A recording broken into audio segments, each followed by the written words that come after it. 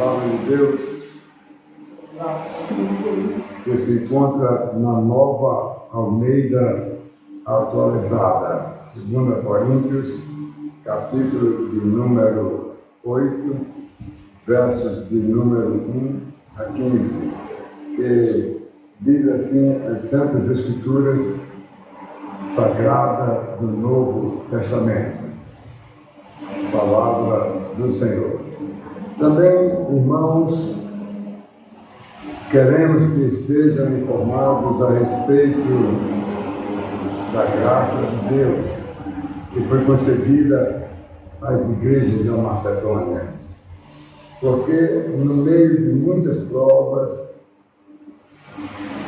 muita prova de tribulação, manifestaram abundância de alegria, e a profunda pobreza deles transbordou em grande riqueza de generosidade. Porque posso testemunhar que na medida dos seus posses, e mesmo acima delas, eles contribuíram de forma voluntária, pedindo-nos com insistência a graça de participarem dessa assistência aos santos. E não somente fizeram como nós esperávamos, mas pela vontade de Deus, deram a si mesmos primeiro ao Senhor, depois a nós. Isto nos levou a recomendar a Tito que, assim como havia começado, também completasse esta graça entre vocês. Mas como em tudo vocês manifestam a abundância, na fé, na palavra, no saber, em toda a dedicação e em nosso amor por vocês. Esperamos que também nesta graça vocês manifestem abundância. Não digo isto na forma de mandamento, mas para provar se o amor de vocês é sincero, comparando-os com a dedicação de outros. Pois vocês conhecem a graça do nosso Senhor Jesus Cristo, que sendo rico, se fez pobre por amor de vocês, para que por meio da pobreza dele, vocês se tornassem ricos. E nisto dou a minha opinião. Convém que vocês façam isto. Vocês que desde o ano passado começaram não só a fazer, mas também a querer. Terminem agora a obra começada, para que assim como mostraram boa vontade no querer, assim também completem essa obra, dando de acordo com o que vocês têm. Porque se há boa vontade, a oferta será aceita conforme o que a palavra tem e não segundo o que ela não tem. Nisto se trata de fazer com que os outros tenham alívio e vocês tenham sobrecarga, mas para que haja igualdade. Neste momento, a abundância que vocês têm sobre a necessidade deles, para que a abundância deles venham a suprir a necessidade que vocês vieram a ter. Assim haverá igualdade.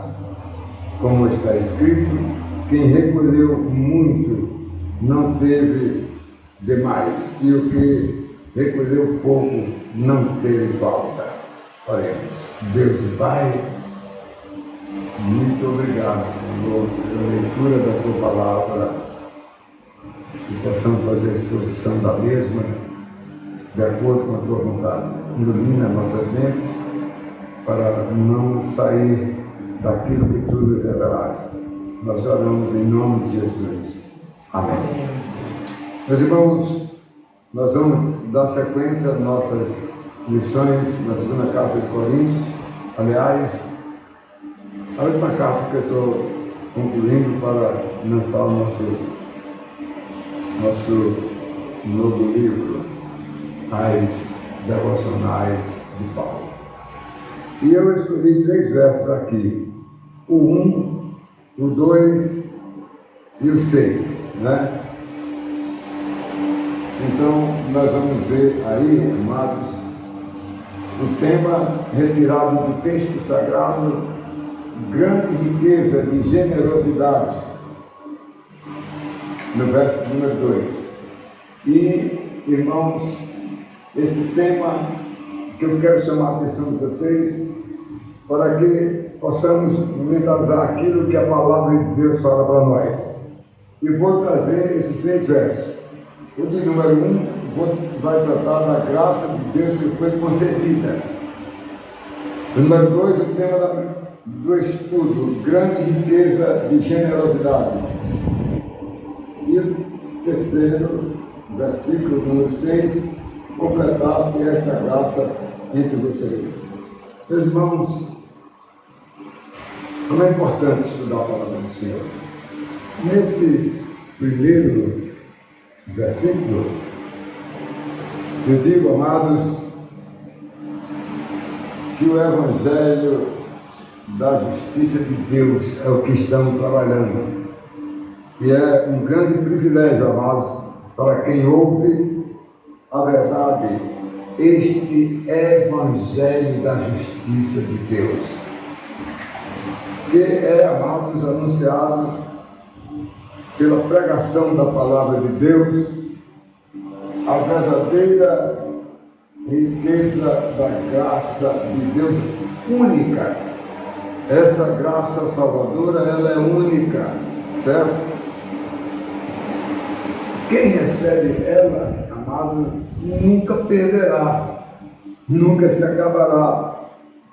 E não haverá fraudes, não haverá roubo, não se deteriorará, e nada, amado, que anule essa graça de Deus, irmãos, que concede essa graça, não essa que foi dada agora para um deputado, né? Mas essa graça de Deus é irrestrita, é a graça para quem se arrepende, para quem crê nele e passa a ser uma nova criatura, nasceu de novo, né? Morremos em Adão, fomos jogados para o paraíso, morremos espiritualmente e, né, renascemos, quer dizer, nascendo de novo, fomos ressuscitados do que Adão perdeu da vida espiritual. O verso de número 1 a gente vai ver um pouco mais na frente. O verso de número 2 diz assim, amados, né? Porque eu escolhi aí para vocês mentalizar. O efeito da riqueza da graça de Deus alcança o homem pecador. Os efeitos dela, amado, são os efeitos da graça de Deus, irmãos. Porque sem a intermediação da graça de Deus, amado, ninguém, e nenhum outro nome que seja poderoso, ou nenhuma instituição, nenhuma divindade, amados, poderá, amados, beneficiar alguém com essa graça salvadora do homem pecador. Mas somente, amados, essa generosidade de amor, do amor de Deus, irmãos, né? Pelo pecador, para aquele a que ele escolheu e veio a crer no seu nome.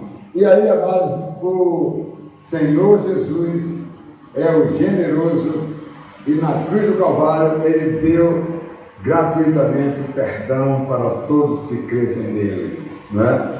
Amados, ele deu a vida a todos aqueles que creram na sua palavra. O verso número 6, que a gente vai ver aí agora, amados, eu destaco esta frase aí, olha, o que Paulo fez com os coríntios foi despertar a igreja que se encontrava em um ponto estratégico. Presta atenção. A igreja da Macedônia eram algumas igrejas, né? Certo? mas a igreja da Acaia era, a principal delas era Corinto, que era, que hoje podemos dizer a Grécia, né? Era, amados, a igreja que era grande, que Paulo fundou e que seria estratégica para alcançar toda a região da Acaia e também da Macedônia, que era tudo muito próximo, né? Então, amados, com todas as possibilidades, amados, de poder alcançar toda aquela região da Macedônia, amados, e que assim todos pudessem ouvir o Evangelho e chegassem nele, amados, não é? Chegassem nele o Evangelho, a boa nova da salvação. Então vamos agora para o nosso estudo, não é? Vamos agora para o nosso estudo e vou tentar dar 10 minutos para cada ponto. Primeiro ponto, vamos lá. Primeiro ponto, vamos ver o verso de número 1, né? Graça de Deus foi concedida. Essa graça foi uma concessão. Querem cortar agora a concessão aí, uma importante emissora de televisão. Essa coisa assim.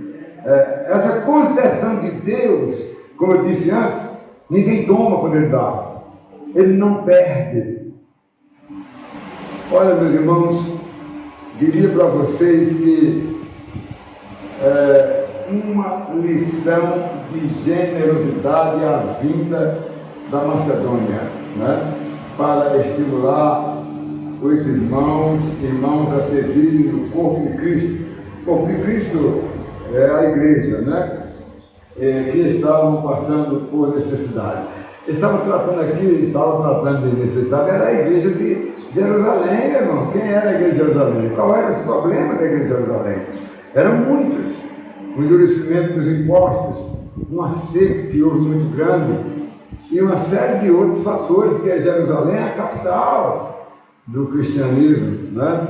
Eles estavam enfrentando grandes dificuldades. Irmãos, então foram vários os aspectos que levaram em conta o desejo, amado do Senhor Jesus, em atender, amados, aos que precisam de seus cuidados, e assim Ele alimenta, Ele guia o homem espiritual que nasceu de novo, amados, na busca de atender as pessoas, esses homens de Deus, para chegar até as pessoas, irmãos, e atendê-las no que elas precisem. À disposição de Paulo, amado, de se colocar à disposição da igreja de Jerusalém.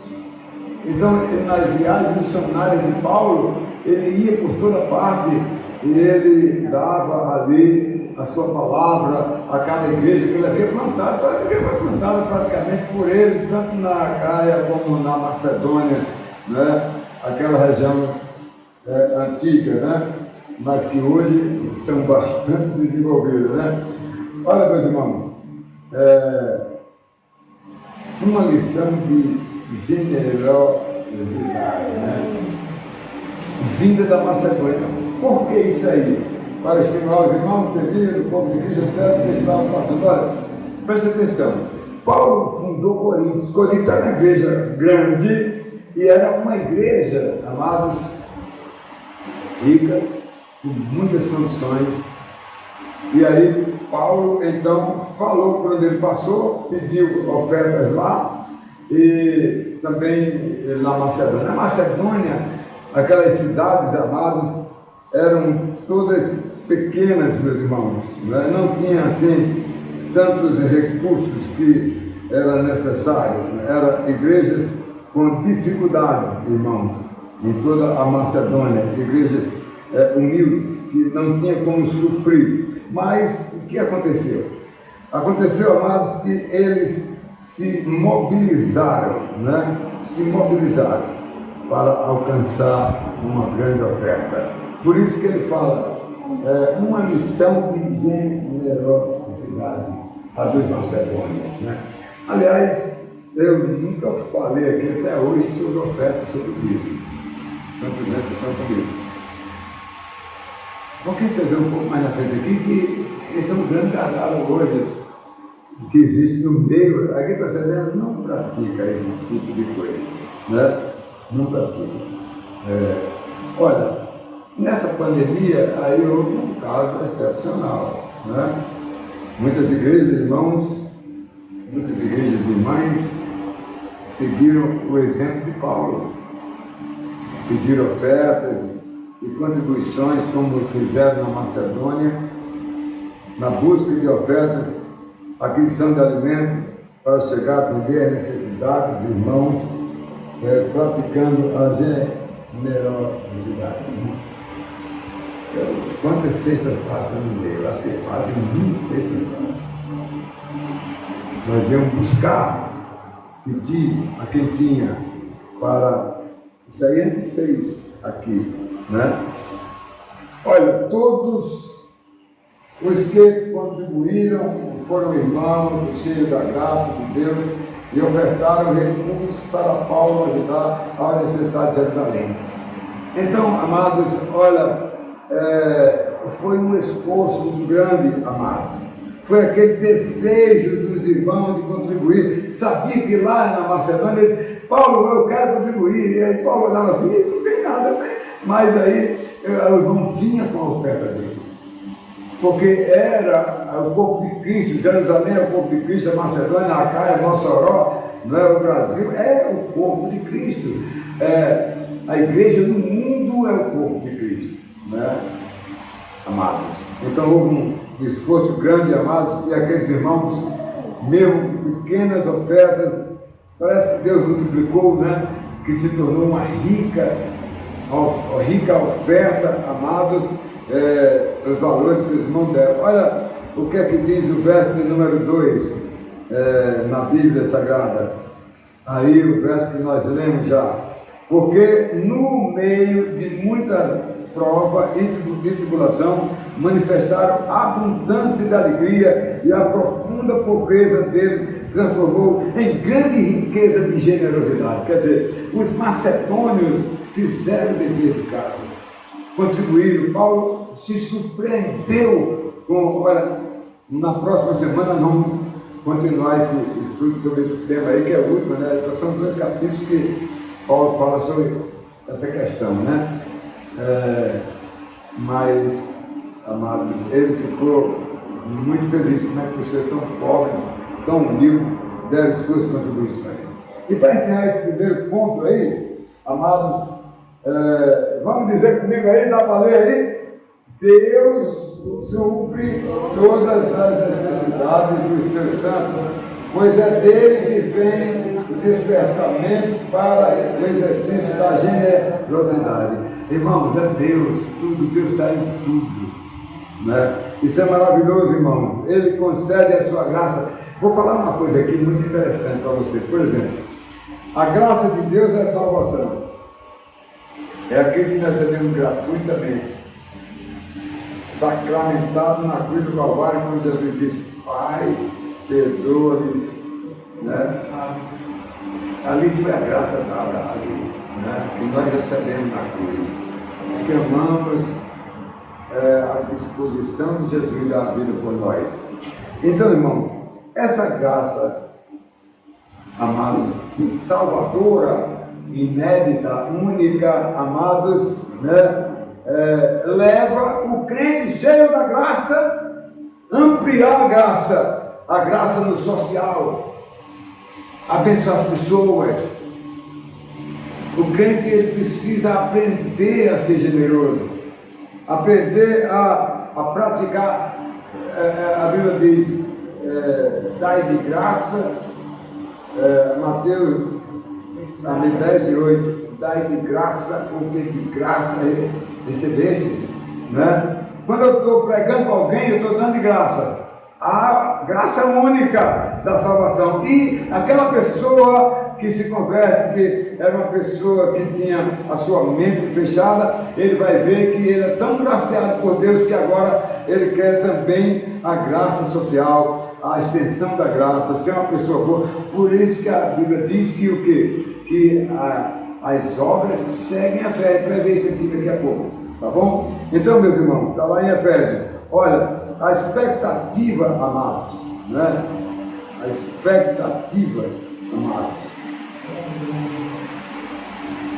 foi muito grande para eles, né?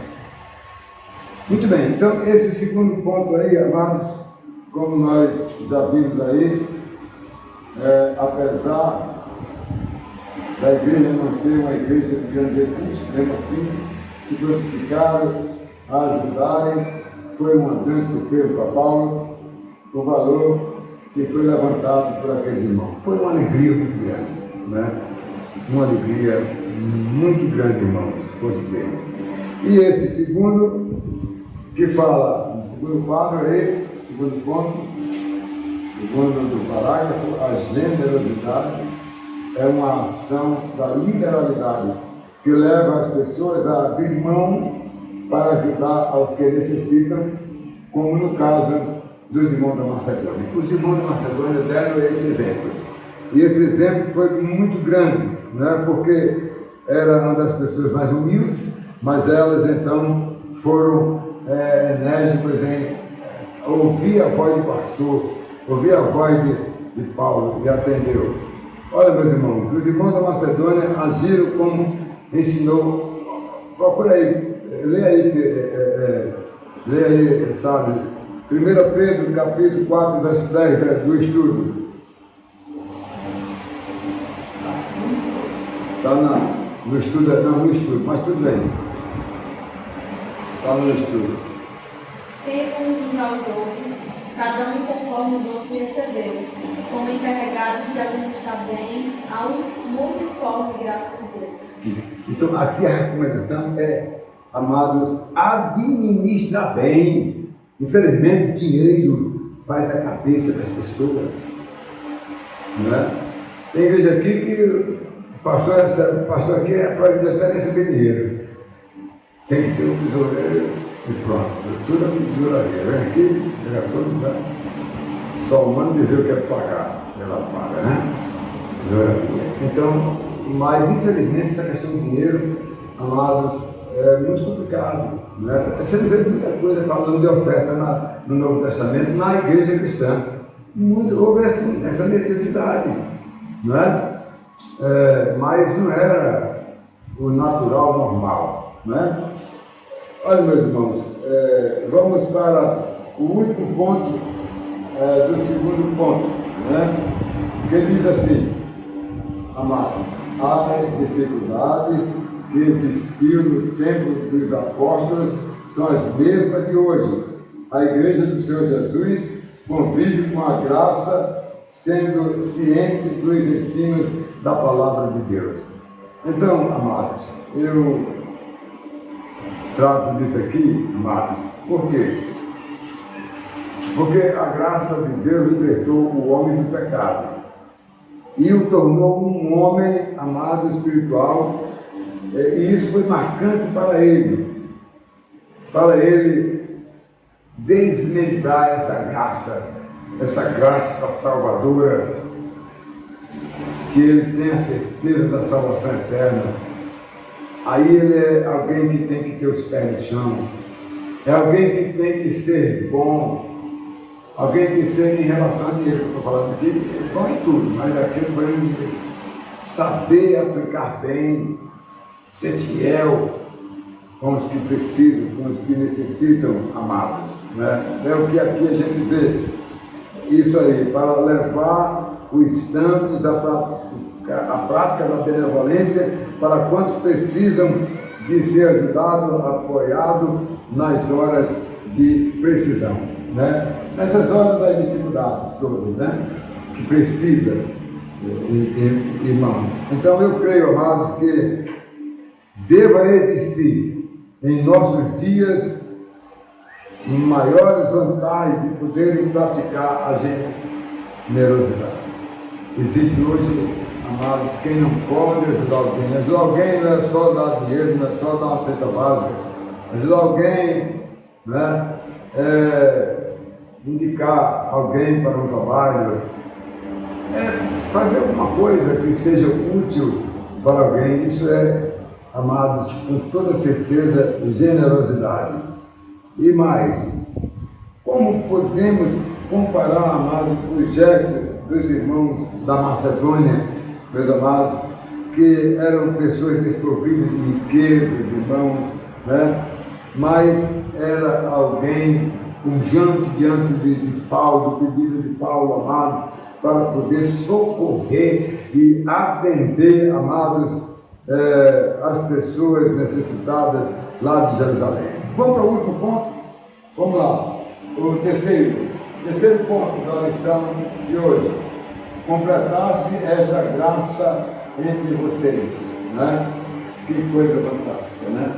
Completasse. Irmãos, o que aconteceu com Paulo, amados, no caso do povo de Deus ter experimentado, amados, um momento de extrema necessidade. No caso de muitos irmãos, né, enfrentaram dificuldades bravas. Aqueles irmãos de Jerusalém tiveram um momento ruim na vida deles, né? Passaram por muitas dificuldades, né? Paulo ele tomou conhecimento e não perdeu tempo. Em sua viagem ele resolveu ajudar e pedir as pessoas que pudessem, amados, ajudar a igreja que estava carente. Vamos ler comigo, vamos lá. A atitude de Paulo era voluntária para exercitar generosidade para com os irmãos que estavam precisando de ajuda. Então, foi uma união, amados, desses irmãos, né? Eu que vivo isso, né? Agora mesmo estou plantando, estou fazendo um avanço missionário lá em Almina Afonso. Hoje você vê aí no boletim da igreja, já estou levantando 40 cestas básicas. E vamos fazer uma live aqui, como a gente fez aquela outra vez, recolher recursos para nós mandarmos para o sertão. Irmãos, eu tomei conhecimento agora de fome. Fome para mim é a pior dor que tem. Não só no Brasil, fora do Brasil. Há pessoas que estão morrendo de fome. Isso é triste. Precisamos ajudar essas pessoas, meus irmãos, né? Como precisamos. Então Paulo fez isso, amados, né? A atitude de Paulo, voluntária, ele trabalhava, levantava seus próprios recursos, amados. Amados, infelizmente, em nome da generosidade, a gente vê muitas pessoas, amados, explorando outros, explorando, amados, ofertas, contribuições, dízimos, amados, principalmente nessa área financeira, amados. As pessoas, ao invés de dar o ensino, doutrinar, a igreja que todos os cultos levanta campanha disso, campanha daquilo, Deus não sei o quê, Deus não sei o que lá. A igreja presbiteriana não faz isso. A igreja levanta do seu próprio, todos os dias dentro dos livros de oferta, vai um percentual para fazer sociabilidade, para atender necessidades. Então nós precisamos aprender, a nossa igreja, as pessoas, em vez de ensinar a palavra de Deus, fica com campanha, não sei de quê, quem dá mais ganha mais bênção, quem dá menos ganha menos. Isso não existe, irmão. Isso é invenção dos homens, infelizmente. Amados, o segundo ponto do terceiro, segunda palavra, né, do terceiro ponto, completasse essa graça entre vocês. Veja bem, olha, lidar com as questões financeiras de forma errada é explorar o seu próximo, e isso desagrada a Deus. Todas essas igrejas que eu fui pastor, que eu plantei, né, 73 igrejas, 3 estados, eu nunca recebi recursos, muito pelo contrário, eu custei minhas próprias vidas, porque Deus nos dá, né? Irmãos, quem não se lembra do caso de Geazi, né? Vou falar desse caso aqui da Bíblia. Geazi, ele era o companheiro de Eliseu. E Eliseu, quando foi curado com aquelas 7 lavagens no rio, ele foi retribuir o milagre que Eliseu fez. Eliseu disse: não, eu não fiz isso aí por direito, nem nada não. Vai em paz, meu irmão. Geazi lá com ele. Quando Eliseu saiu e Naamã saiu com sua caravana, ele saiu atrás e pediu: não, meu senhor, me arranja aí a riqueza, eu fiz parte ali também do servo Eliseu. E Eliseu deu a ele o quê? Eliseu não, Naamã deu o quê a ele? Muita riqueza. E aí, ele demorou a chegar. Eliseu, então, Geazi, depois Geazi chega, Geazi disse que tinha ido para outro canto. Mas Deus já tinha revelado a ele quando ele tinha ido e o que ele fez. Porque essas coisas são graves, irmãos, né? São graves. Ele agiu com ganância, amados, contra aquele comandante do exército da Síria, amados. Ele, infelizmente, cometeu um ato desnecessário, amados. Ele não soube retribuir para aquele homem com graça, né? Não soube. Por isso que eu citei aqui, olha, verso 10, capítulo 10, verso 8 de Marcos: curem os enfermos, ressuscitem mortos, purifiquem leprosos, expulsem demônio. Vocês receberam de graça, portanto, deem de graça, né? Então, essa é a nossa missão, irmão. Nós não precisamos, Deus nos supre, Deus atende. Não há como a gente fazer um tipo de coisas assim, né?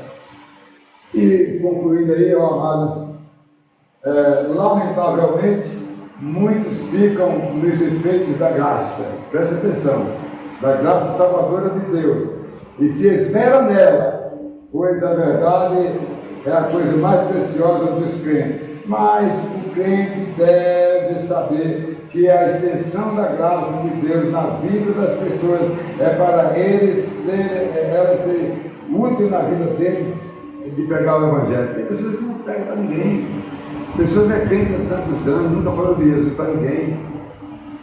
Eu acostumei sempre a levar meus folhetos para entregar às pessoas quando eu vou na minha viagem, de avião, de ônibus, sei lá, comércio, né? Cheguei em 3 lojas aí, botei uns tojozinhos de versículos de folhetos, e aí estou sempre suprindo a necessidade. Olha, meus irmãos, manifestar o poder da bênção de Deus, irmãos, na vida das pessoas, é quando você é um crente, todo mundo pode fazer o bem. A Bíblia diz que quando Deus criou o mundo e as pessoas, diz que tudo que ele fez foi bom. E, aliás, o fruto do conhecimento do bem e do mal. O homem também tem que fazer o bem. Agora, o bem maior, claro, é a salvação eterna. Irmãos, a extensão dessa graça salvadora me leva a evangelizar outra pessoa. Qual foi a ordem de Jesus na despedida da grande comissão? Ele disse lá em Mateus, lá em Marcos, lá em Lucas, ele disse o quê? Vão por toda parte e pregam o evangelho a toda criatura. Quem crê será salvo, quem não crê será condenado. É claro. Então nós precisamos fazer isso. É uma missão de quem tem a graça salvadora, de quem tem Jesus na sua vida, né? O crente que ele não é generoso, amados, ele não age de forma excessiva, mas sendo um instrumento de Deus na vida das pessoas. Então, o crente, amado, generoso, ele pode não ser uma pessoa excessiva, mas pode ajudar e abençoar as pessoas. Vamos para a conclusão, meus irmãos? Vamos lá. Conclusão, verso de número 1. Graça de Deus foi concedida. Amado, Paulo era o quê? Fazedor de tendas, né? Mas voltando mais atrás, né, lá em 2 Coríntios 6:10, alguns 2 capítulos antes, né? Embora sendo ele um trabalhador por conta própria, ele declara ser pobre. Veja aí, Salles, em 2 Coríntios capítulo 6, verso 10. Como entristecido mas sempre alegres, como pobres, mas enriquecendo a muito, como nada tendo, mas possuindo tudo. Tudo. Nada tendo, mas fazendo tudo. Quer dizer, o que ele está dizendo aqui? Ele era pobre, mas era rico, né? Por causa da graça de Deus. Concluindo, em segundo lugar, o cristão, vamos lá, o cristão deve, deve praticar de forma natural a generosidade, como diz as Escrituras Sagradas, que as obras seguem a fé, que eu falei antes, e o próprio Paulo falou. Vamos ler isso aí em Efésios capítulo 2, verso 10, quem tem aí lê. Pois somos feitura dele, criados em Cristo Jesus para boas obras, as quais Deus de antemão preparou para que andássemos nelas. Então veja bem, boas obras é graça, é a graça da extensão da graça. Quem é salvo com a graça da salvação tem o dever de fazer o bem, tem o dever de fazer obras meritórias, tem o dever de abençoar as pessoas, porque abençoar não é só levar dinheiro, é também dar uma palavra, dar uma orientação, cuidar de alguém, amados, né? Os crentes, amados, não podem alterar o que está, amados, na palavra de Deus e usar mal a generosidade, né? Usando a igreja para fazer negócio, pedirem dinheiro e usarem para atender às necessidades particulares. Isso é errado.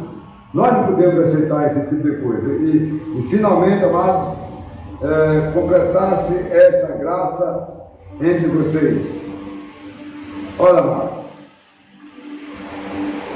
reconhecemos que as rendas da igreja muitas vezes são tratadas sem transparência, o que não acontece com a nossa igreja. Elas têm o maior zelo de poder estimular e abençoar os que precisam.